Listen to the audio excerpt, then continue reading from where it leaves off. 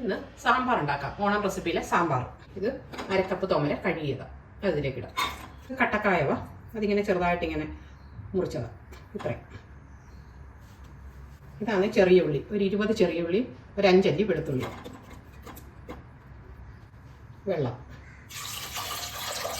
1.25 glass വെള്ളം, 1/2 teaspoon ഉപ്പ്. ഇനി ഇത് മീഡിയം ഫ്ലെയിമിൽ ഒരു 3 വിസിൽ വരുന്നവരെ കുക്ക് ചെയ്യാം. ഇത് വെന്തിട്ടുണ്ട്. അതിലേക്ക് ഇത് മുരിങ്ങയ്ക്ക, ഒരു പൊട്ടറ്റോ, ക്യാരറ്റ്, ഇത് കുമ്പളങ്ങ, പടവലങ്ങ, ചേന, വെള്ളരിക്ക, ഇത്രയും സാധനം. പിന്നെ വഴുതനങ്ങ ഇഷ്ടമുള്ള വെജിറ്റബിളൊക്കെ ചേർക്കാം. ഇതിലേക്കിടാം.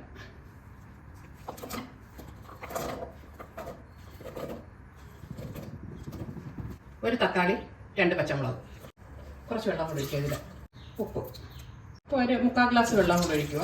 1/2 ടീസ്പൂൺ മഞ്ഞൾപ്പൊടി. ഇനി ഇത് ഹൈ ഫ്ലെയിമിൽ ഒരു വിസിൽ അടിക്കുന്നുണ്ടെങ്കിൽ ഓഫാക്കണം.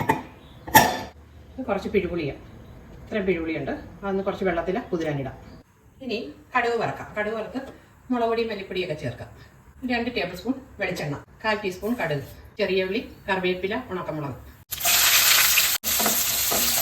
2 ടീസ്പൂൺ മല്ലിപ്പൊടി, 2 ടീസ്പൂൺ മുളക് പൊടി, 1/4 ടീസ്പൂൺ മഞ്ഞൾപ്പൊടി, 1/4 ടീസ്പൂണിൻ്റെ പകുതി ഉലുവാപ്പൊടി, ഉലുവ വറുത്ത് പൊടിച്ച് വെച്ചേക്കുന്നത്. ചെറുതായിട്ട് ചെറിയ തീയിലിട്ടിട്ട് മൂപ്പിക്കണം. ഇനി ഇതിലേക്ക് വേവിച്ച് വെച്ചേക്കുന്ന ഈ വെജിറ്റബിൾ ഒഴിക്കാം. ഈ പുളി പിഴിഞ്ഞൊഴിക്കാം. ഇതിലേക്ക് മല്ലിയില,